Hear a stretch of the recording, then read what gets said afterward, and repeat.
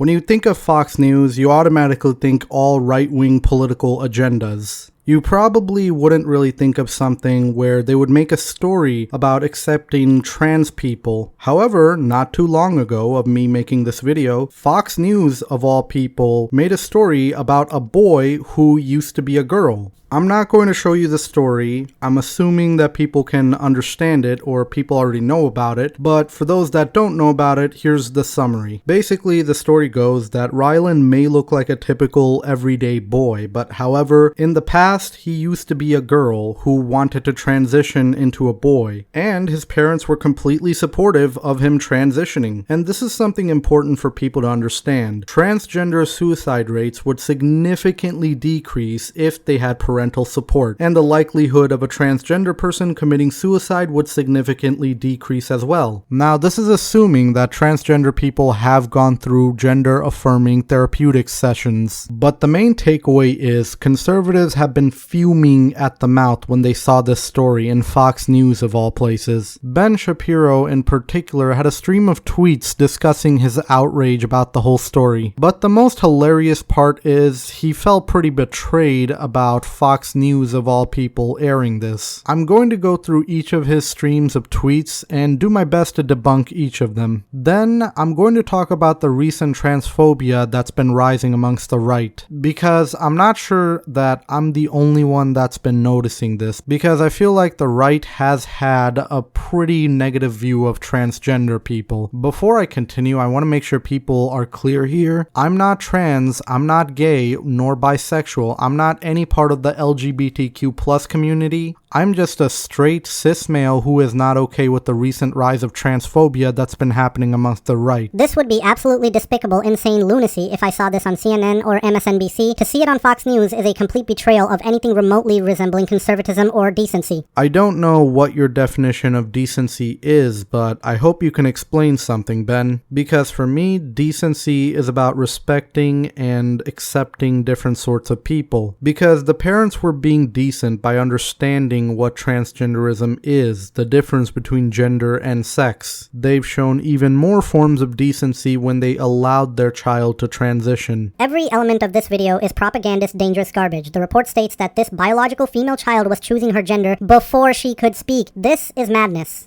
When Rylan came out at age 5. While Rylan did say that he did have a gender dysphoric behavior since the age of 2 before he could speak, he hasn't really come out the closet till age 5. At that point, his parents were completely supportive of his transition, and Rylan's parents did specifically state in the report that it did take them a while to gather information about this situation. Initially, there was some pushback from us in trying to understand this. We were confused like most people are. We thought that gender and sexuality were the same thing. It took us a while to figure out that those two things are different and that children actually do recognize their gender identity very young. Some of them, not all. But the gist is, this is not just a one-day process. There are different processes that you have to go through. Now, I'm going to assume that Rylan's parents did go to a gender therapist to understand the situation of their child and get some help to understand what to do next. Thing is, this is not quote-unquote propagandist, dangerous garbage. Because the gist of the whole story is, there's a boy who wanted to transition when he used to be a little girl, and his family totally supported him, and he was happy about that. The report further states that Rylan's parents began social transition at age 5. This is child abuse. The vast majority of children who display signs of gender dysphoria descent over time. If you count for binary transgender people, then yes, they do descent over time. However, most transgender people usually transition from a boy to girl, or vice versa. But this isn't really child abuse as you may claim, Ben. If anything, if something should be considered child abuse is if Rylan wasn't even allowed to transition, because people that suffer from gender dysphoria don't really have a positive impact in their mental health in the future. I mean, even in the video they said 60% of transgender people commit suicide, and according to Mayo's Clinic, these type of things rarely go away. But once again, as I stated, this gets worse as they grow older. So So again, Ben, you gotta back that statement up. Now, some people might say that this is probably due to the hormone therapy side effects or something that the suicide rate is going up, but as I stated, with family support, there's actually a lot less likely chance of a transgender person committing suicide. Granted, those hormone therapies may have some pretty negative side effects. However, the suicide rate is not going to go up just because of those hormone therapies. The report is absolute horrifying propaganda.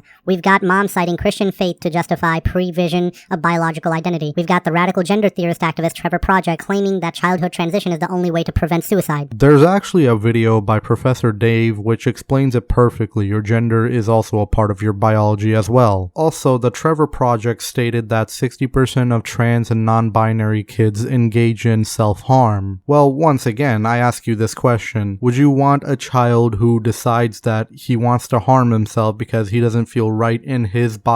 Or would you want a living child who's happy? Gender dysphoria can only be treated through HTR and gender reassignment therapy. Because to say that gender dysphoria can only be treated through therapy is patently untrue. There is a biological and a neurochemical reasoning behind this. I'd rather have a living son than a dead daughter is again propagandic social engineering. There is no credible evidence that transition alleviates suicidal intention among children who identify as LGBTQ. Once again, the Fox News report, and I assume that you have watched it, Ben, literally showed you that trans people have a high likely chance of committing suicide. Did you not see that part of the report, or did you just ignore it? We've got a dad talking about how living authentically by hormonally transitioning a biological female child transition that will continue to result in biological sterilization and or breast and genital mutilation. Okay, hormonal therapy is not transitioning when it's literally pausing puberty to give these kids more time. Because these people chose this. They are the ones that made the decision to transition. Okay, once again, I feel like I have to repeat myself. If you are a parent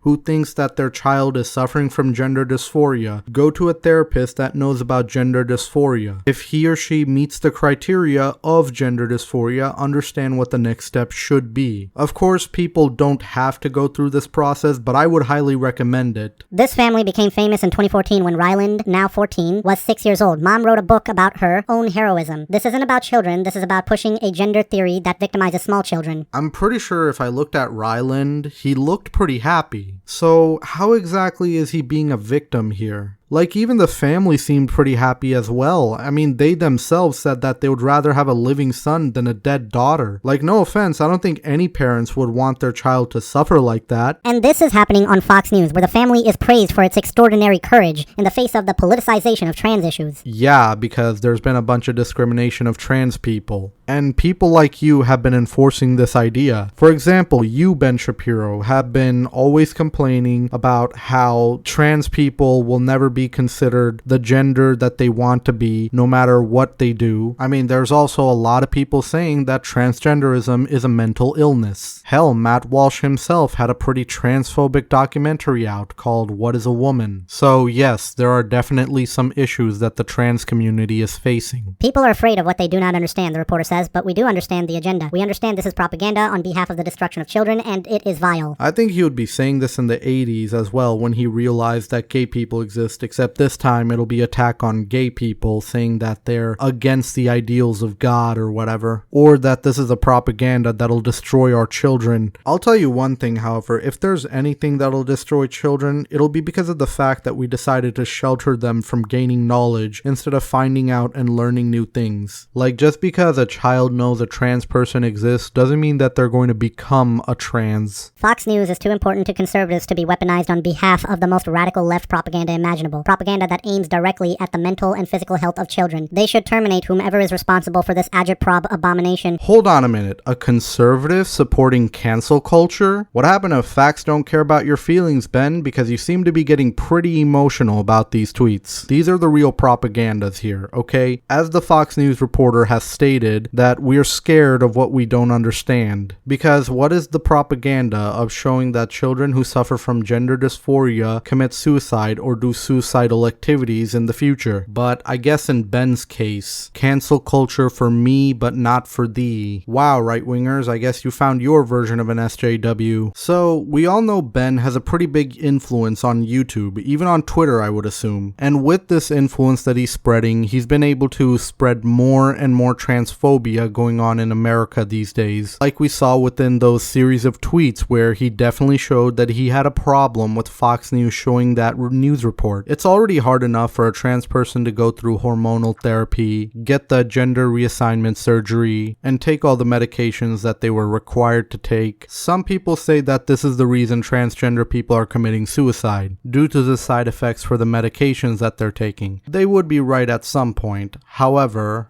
there are many medications that have side effects like that, but they don't seem to have a high suicide rate. The National Health Library of Medicine, you'll find an article which talks about the suicide rates of transgender people, and the result that was found is due to societal pressure, so they may not get help from family, friends, and they may face discrimination by the public. Of course, these aren't the first time that these type of things were happening. There was a transgender military ban under Donald Trump. In 2020, it's been shown that 70% of transgender people in West Virginia had delayed healthcare service because of their fear of discrimination. But basically, the gist of the story is you're going to find a lot of discrimination and violence against transgender people. This isn't really surprising, especially in America, considering how divided we are in the issues of transgender people, and it just seems like we're creating the division more and more. A lot of people think that this gender dysphoria thing is nothing but a phase that children will grow out of, and that they just have to go to conversion therapy to realize that their gender is their sex. Basically, it's the 1980s all over again, where the gays were oppressed, and also they were thought to be people with mental illnesses, and the only way to change them is through gay conversion therapy, not understanding that this is a part of genetics. But the same is true for gender as well. Gender is a neurochemical and genetic phenomenon in the brain, and this is based on the brain structure. Basically, while trans folks do not literally have a man's brain in a woman's body or vice versa, their brain structure definitely shows the difference in sexual dimorphic structures, and this is still a part of genetics. Just as how people don't choose to be gay is the same way that people don't choose to be trans. For this reason, to suggest that trans folks or those experiencing severe gender dysphoria could be cured through therapy or their existence in purely the result of gender roles in society is just untrue. It's the same way how people used to think that gay people could be converted through gay conversion therapy. It's the same right now, however, it's a bit worse, considering that this is only 1% of the population.